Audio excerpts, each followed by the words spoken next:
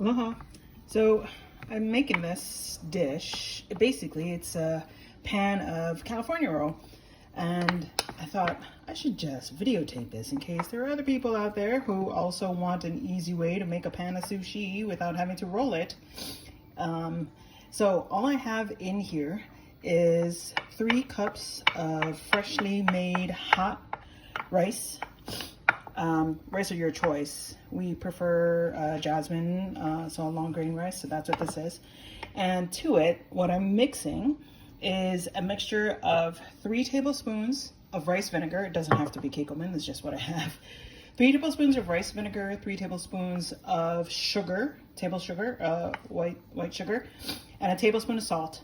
And you're gonna mix up that solution until the salt and sugar dissolve. So I put it in the microwave for like 20-second increments, stir, stir, stir. Once the sugar and salt dissolved, I got it ready. I poured the hot rice into this pan, because eventually this is where the sushi is gonna go. And then I drizzled all of that sauce over it, and I'm just stirring it in, making sure every kernel is coated in that sauce. And now I'm gonna let it cool.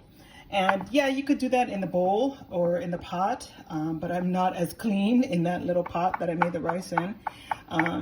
So I decided to just put it in the dish that I'm gonna use for cooking, for serving rather. So 3 cups of rice, and mixed into it is 3 tablespoons of rice vinegar, 3 tablespoons of sugar, and a tablespoon of salt. And now that it's fully incorporated, I'm just gonna let it completely cool while I make the crab mixture. And that's gonna go on. Once it's cooled, then it's gonna get baked and it's gonna get toasty. So stay tuned.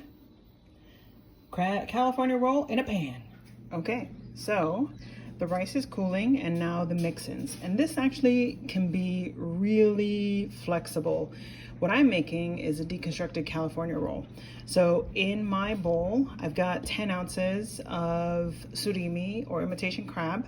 I like to use the imitation crab leg style, because then I can strip it and chop it into tiny cuts like you can see there. Some people like the flaked ones because they like to flake them. Instead, it's really up to you. Just make sure you get imitation crab. The other reason I like this, made in Hilo, amanos, love them. And as you can see, I've got some green onions in there. I got a really healthy bunch or stem, and just chopped it small, probably a 1/4 cup. And actually, while the recipe calls for 6 ounces of imitation crab, I used a 10-ounce package. So I'm like, amp the crab. So then a 1/4 cup of chopped green onions, and then the standard recipe with the 6 ounces of crab calls for a 1/2 cup of mayonnaise and a 1/2 cup of softened cream cheese. But because I upped it to 10 ounces of crab, I upped the mayonnaise and cream cheese as well. So I've got 3/4 cups of mayonnaise and 3/4 cups of cream cheese. And now I'm just gonna mix this up. And then when I'm ready, I'm gonna put the oven on 450, top my rice dish with it, and then bake it at 450 for 15 minutes, really just to brown it, but you'll see that step. The reason why I said that this is really flexible is some people like to replace the crab with tuna or with whatever your favorite sushi is. And I mean, it simplifies the sushi process, and it's affordable. So you could do fresh tuna and you can have it raw, or you can do a canned tuna and do that. I've seen other people do this same rice recipe with fried shrimp, so kind of like a tempura style shrimp. So they just lay their shrimp on top of their rice bed like we had, and then they make a little mayonnaise mix to put on top, and then broil that like we're gonna do. But you'll see. Meanwhile, I'm gonna need 2 hands, so I'm gonna mix this up, top my sushi rice, and get it going, and then I'll cook it. So there's my pan of rice. I sprinkled on some furikake.